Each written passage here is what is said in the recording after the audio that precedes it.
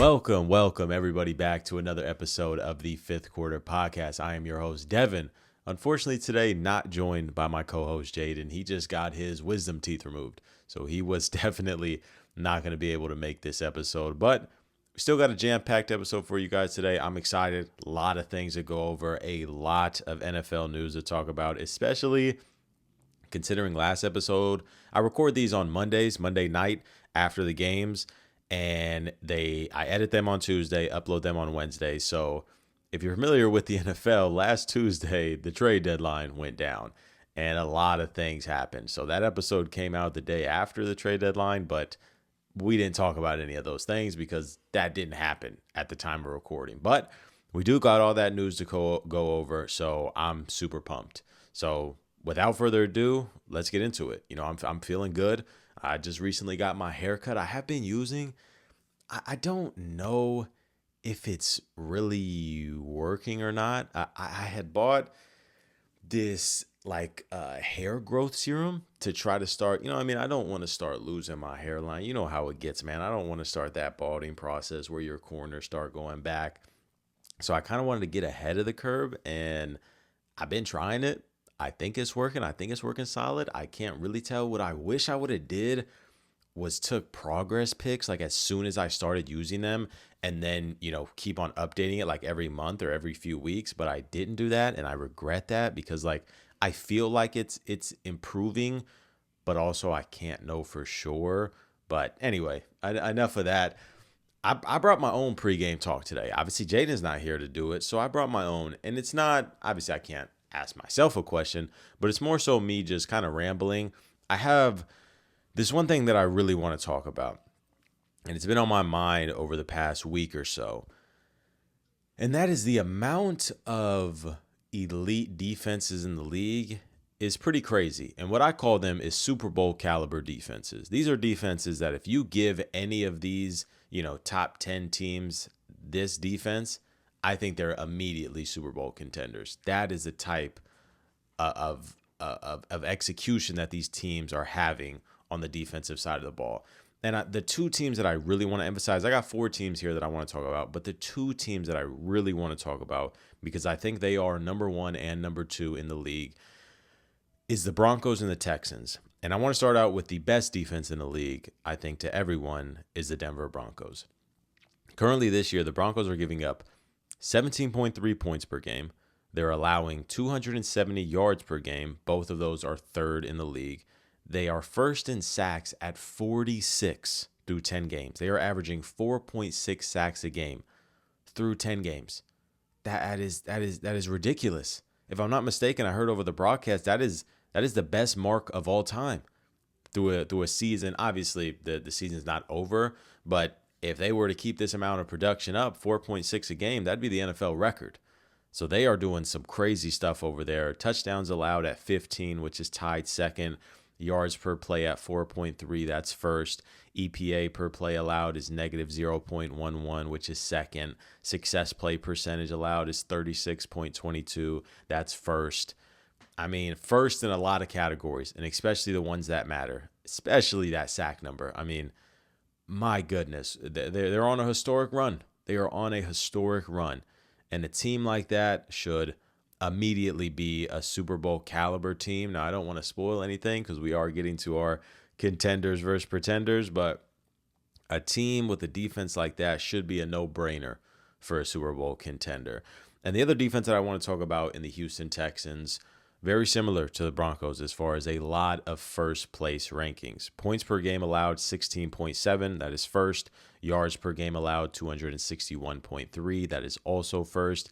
They have 10 forced interceptions. That's third. Touchdowns allowed at 18 is fourth. EPA per play allowed is negative 0.14. That is also first. And success play percentage allowed is 38.19. That is third. So this is a team that's, again, doing a lot of great things. And another reason why I wanted to talk about these two defenses first is it's so much harder to be an elite defense when your offense is really bad and is not matching that same level of play. When you go out there and you get a gritty stop and your offense gets the ball back and has a 3 and out, 4 or 5 plays and they're punting the ball back, and you got to go out there again after a hard fought drive. It's tough. It's tough to put that, amount of pressure on a defense. But these two teams are handling it well and are respectfully the number 1 and number 2 team in defense, in my opinion, and by the numbers. Some great stuff that they're doing over there in Houston and in Denver. And the other 2 teams that I want to talk about are 2 teams that are opposite from these, in the sense that these 2 teams' offenses are matching the production that their defense is. Starting out with the Rams. The Rams are second in points per game allowed at 17. Their yards per game allowed is 312.9, which is 11th, but their touchdowns allowed are at 16, which is second. They're 6th in sacks at 27. They force the most fumbles in the league at 8. Their EPA per play allowed is negative 0.09, which is tied third. And their success play percentage is 41.02, which is 12th. So they do have a bit of some lower rankings, as far as yards per game allowed, success play percentage. But what this team does really well is they don't let you get in that end zone. You know what I mean? They're going to force turnovers. They're going to sack you out of field goal range. They're going to sack you out of go for it type of range on a 3rd and short. This team is executing on all levels, and specifically on the defensive side. I guess I should say specifically the offensive side of the ball, because the offense is better. But defensively, I mean, it doesn't get much better than this. Again, these are Super Bowl caliber defenses that I wanted to go over.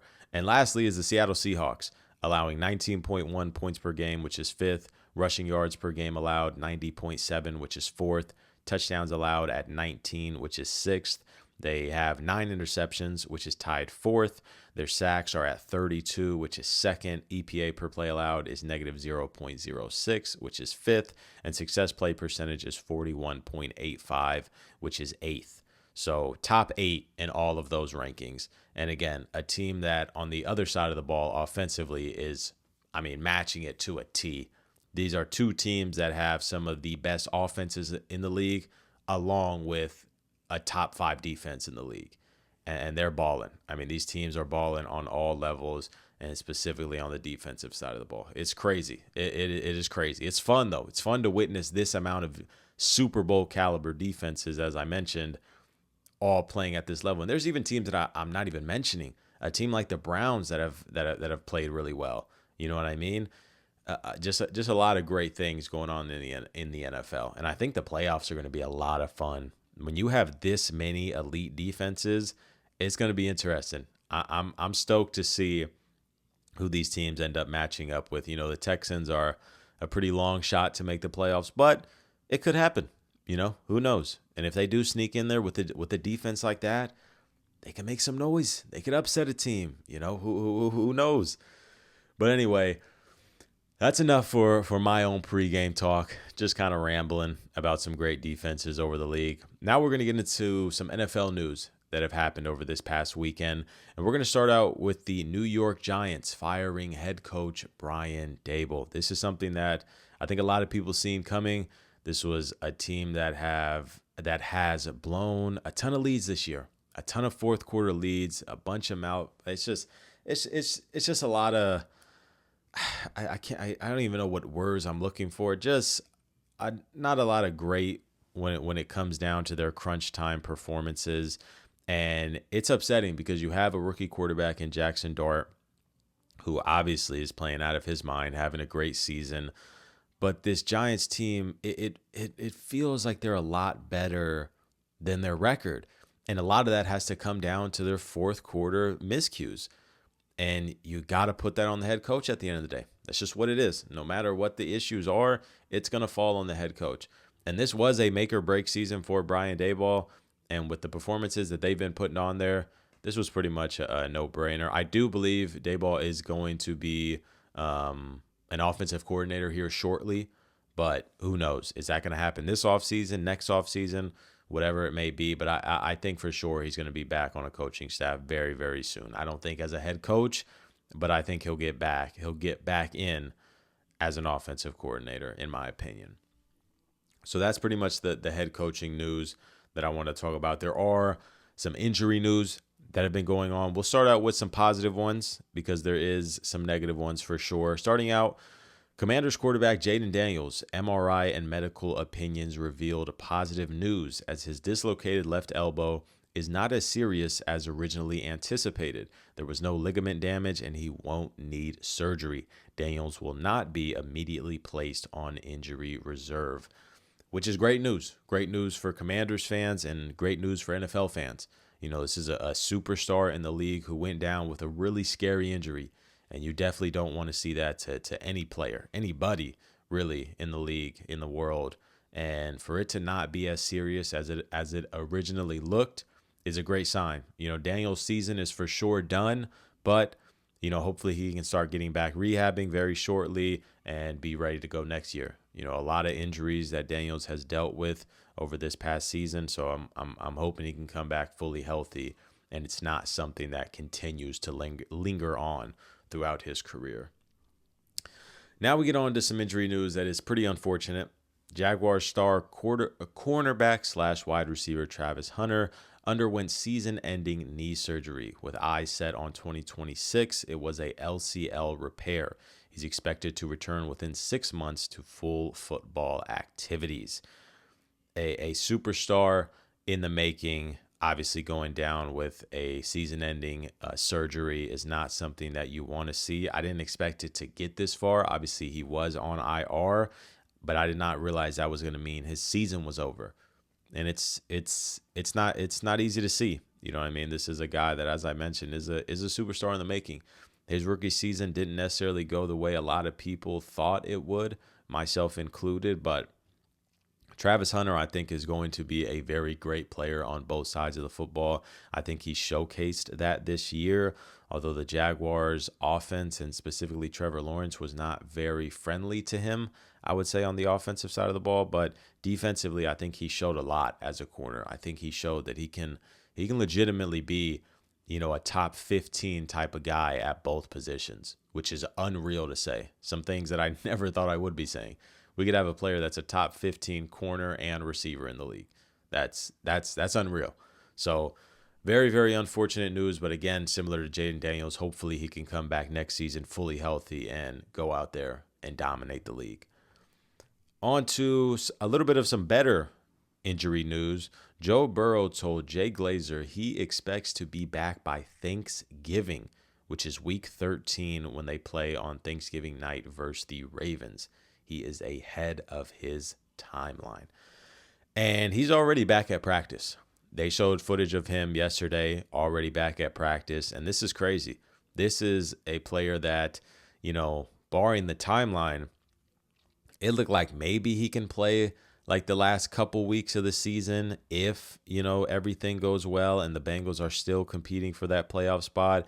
And that's like, you know, week 15, 16, 17, 18, stuff like that. But for him to be back by week 13, that's crazy. That is way ahead of his timeline. You know, that's nearly a full month ahead of his timeline, which is pretty nuts. You know, we're only a couple weeks away from Thanksgiving.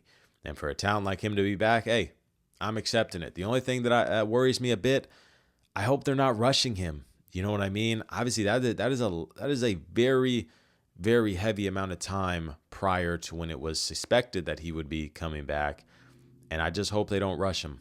I hope he doesn't feel rushed to come back because there's no rush, bro. Like heal yourself. You're a player that has dealt with multiple injuries in the past. Just get healed up. You know, if you need to, just at the end of the day, it's going to be a big mountain to climb for him to come back and try to push this team into the playoffs. But if there is anybody in the league who can do it, we know Joe Burrow is that caliber of player, without a doubt. So if he does come back, it's good to see. I just hope he doesn't feel rushed. You know what I mean? The last bit of injury news is unfortunately to my Raiders. Raiders offensive lineman Jackson Powers Johnson suffered an ankle injury that will land him on IR and could potentially end his season, sources say. This was expected as Coach Pete Carroll said post-game he'll be out quite a while. A big blow to the offensive line.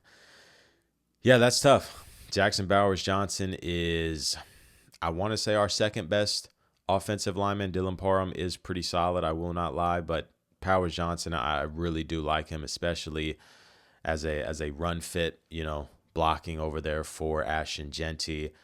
And Genty's going to continue having a rough season with a blow like this to the offensive line. Hoping Powers Johnson just, takes this time to rehab. No rush to get back. We are obviously a terrible team. No reason to go out there and put your body on the line for a 4-win team. Just come back next year, hopefully fully healthy, and we can improve on that offensive line more to let our number 6 overall pick thrive. So more unfortunate news, but hopefully he can come back next season fully healthy. And that is all the injury news that we have today. So we're going to go straight into the trade deadline. A ton of trades that we missed out on last episode. Starting out with probably the biggest one.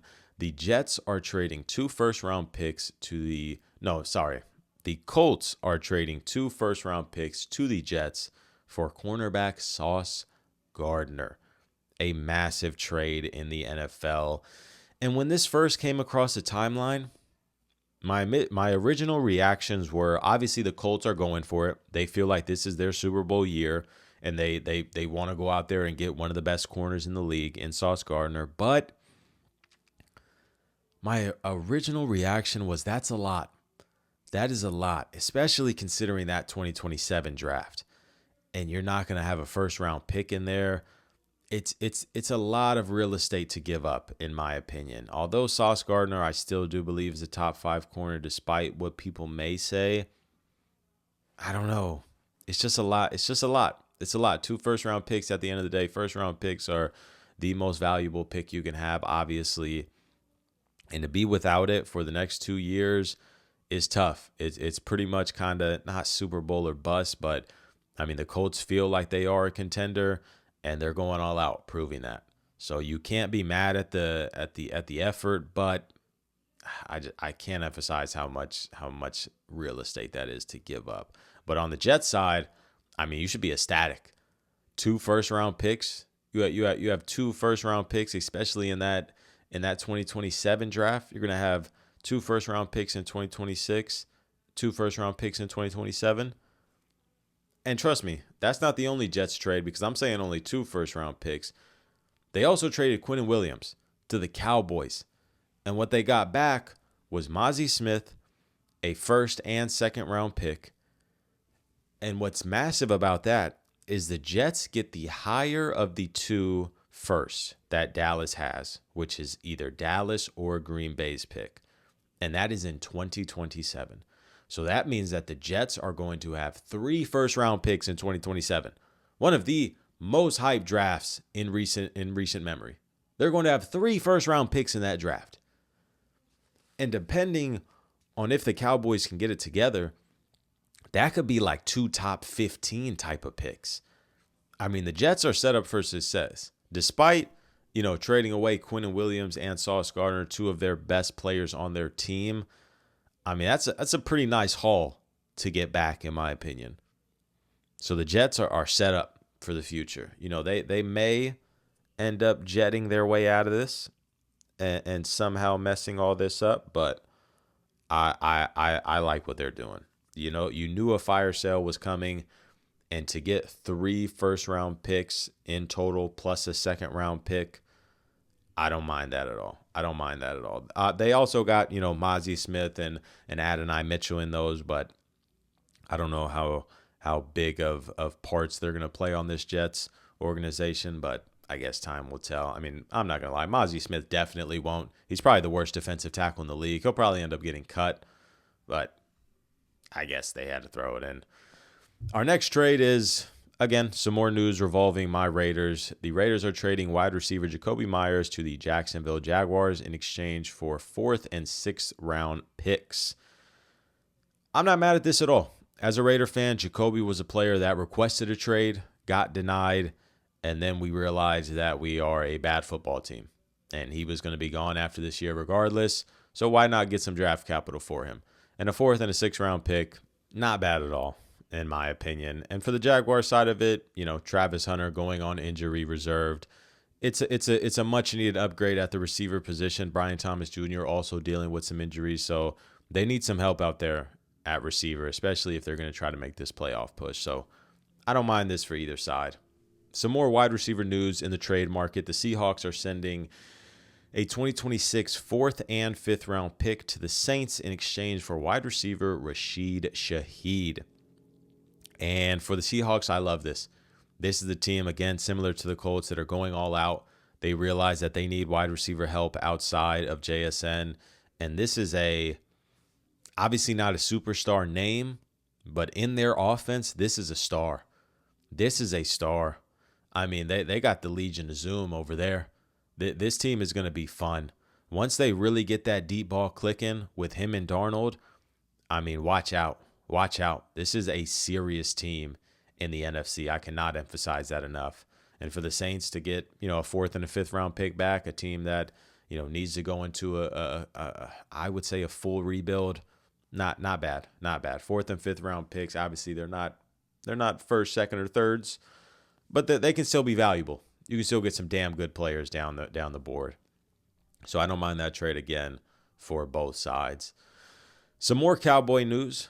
The Cowboys have traded for linebacker Logan Wilson from the Cincinnati Bengals in exchange for a 7th round draft pick. The Cowboys realize that their defense is one of the worst in the NFL, and their offense is the complete opposite, a team that has been rolling. They felt like they needed help. They went out there and got Quinn Williams and also got Logan Wilson. So they're doing some things over there. Are those going to be game-changing pieces? Quinn Williams for sure will.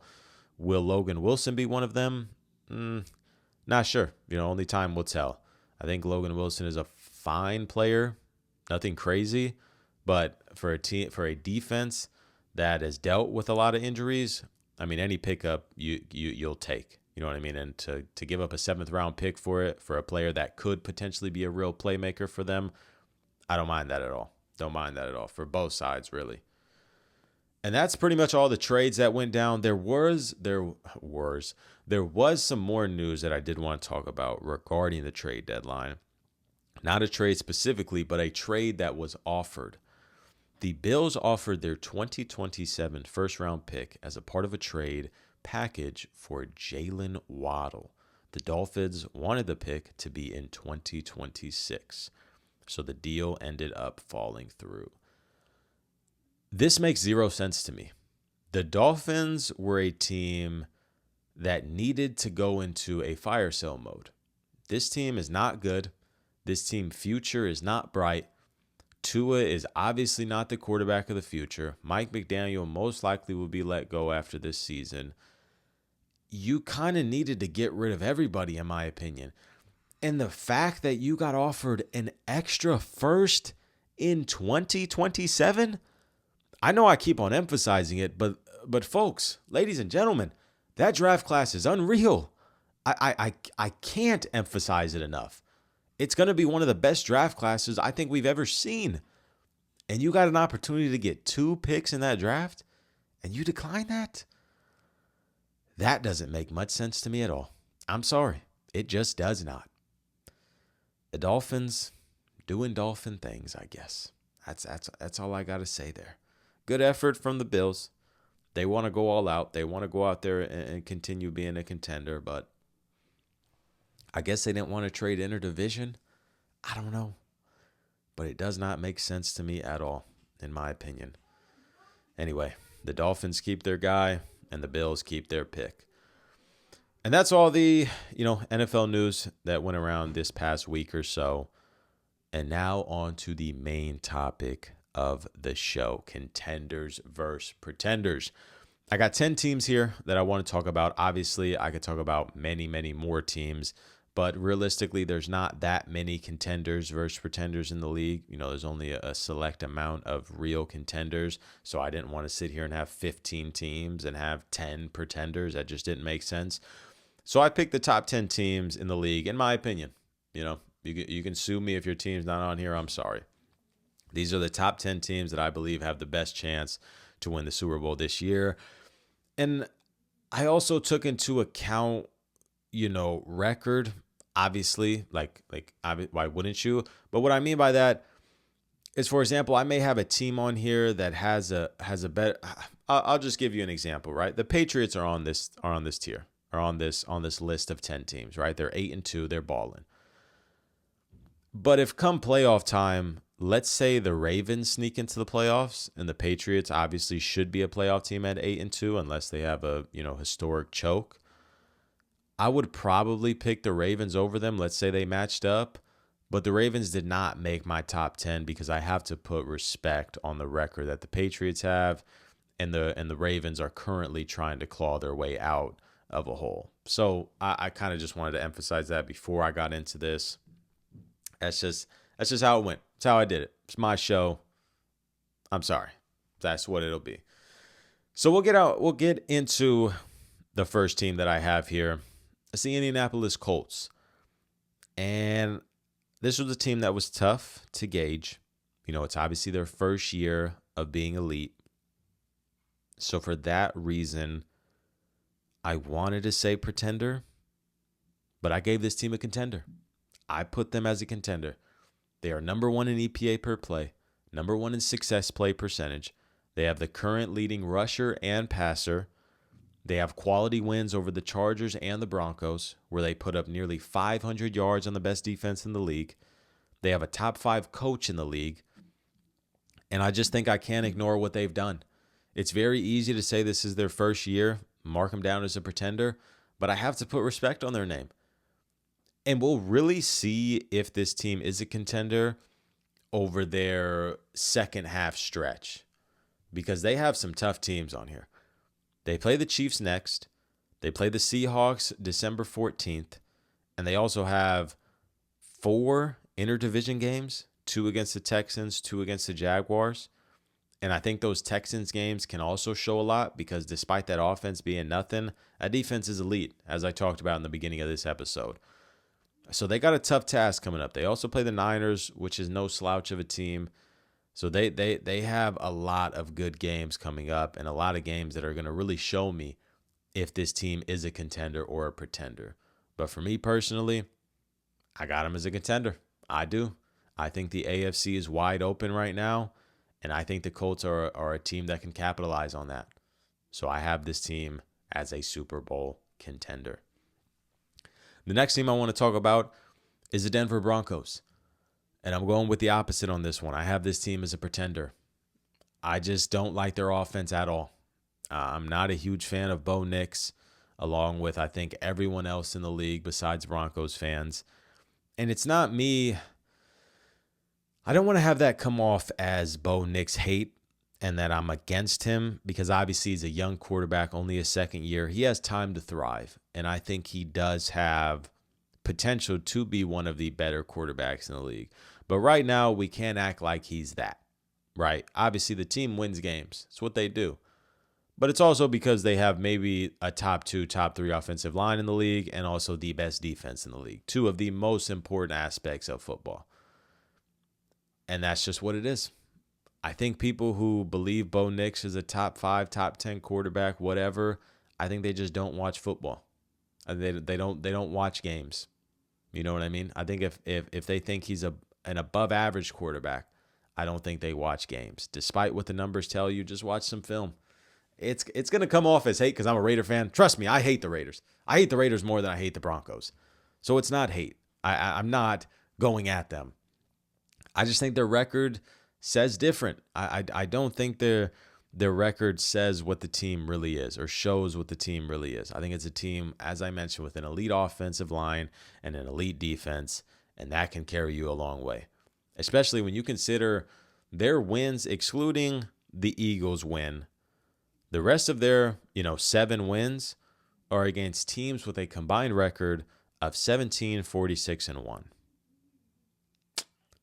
That's not a recipe for success come playoff time. You know what I mean? So I have them as a pretender. I'm sorry. Just can't believe in the offense. The next team I want to talk about, and this is a pretty easy one for me, is the Patriots. I have them as a pretender, and it's no shot at them. I don't think Patriot fans would take that one as a shot.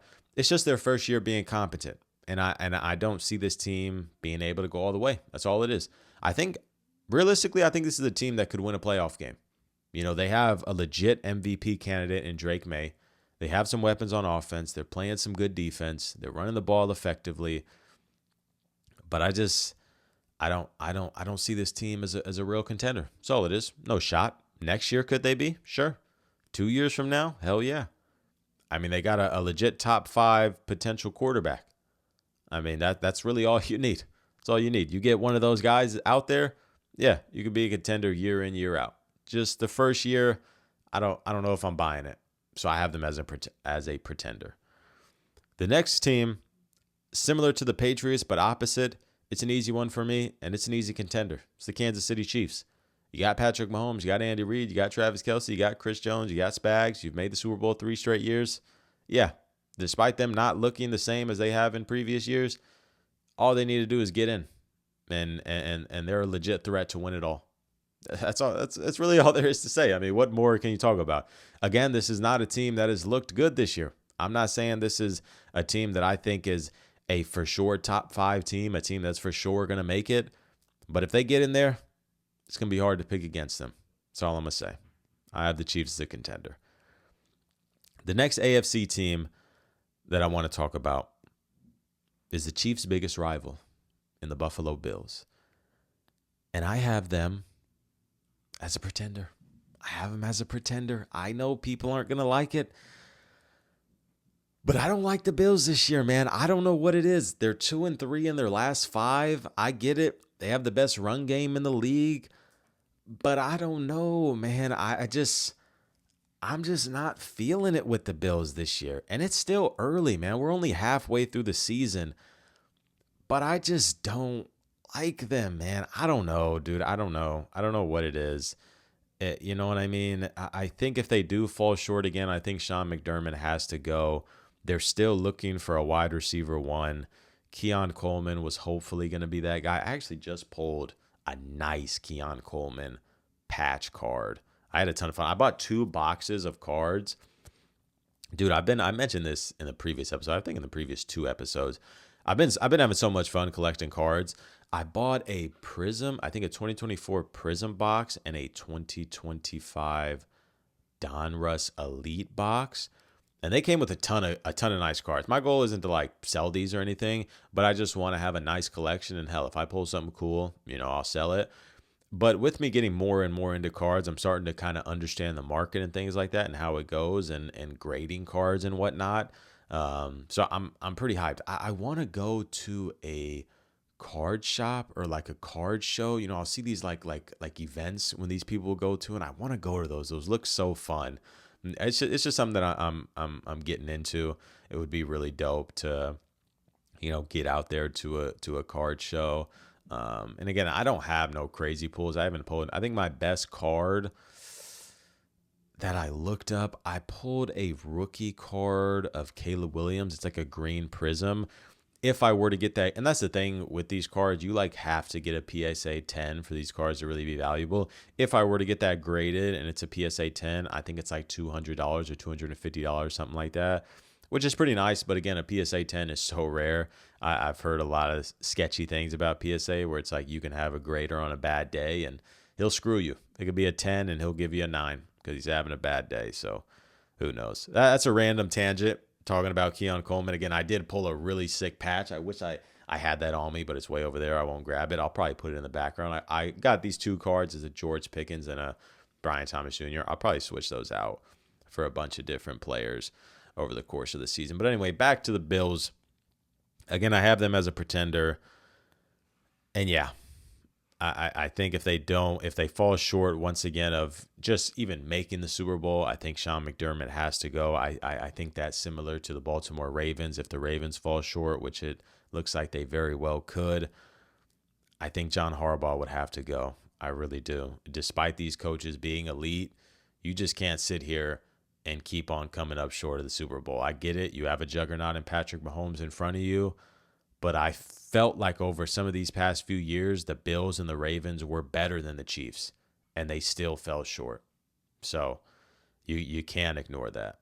But ultimately, I do have the Bills as pretenders. The next 2 teams I want to talk about are two teams that I just got done watching. We all just got done watching. And that's the Eagles and Packers on prime time. I'm going to cut it short. I got these teams both as pretenders. I have not liked what the Eagles have put out there this year, and especially on the Packers side, I don't like this offense at all. The defense is still pretty solid, but I don't like this offense at all. I mean, we're getting rumors about Matt LaFleur possibly being out as coach, which I don't know if I'm fully buying into that, but the fact that this offense can't get things rolling is scary. A team that looked like they were legit contenders after that first game, man, as it went downhill.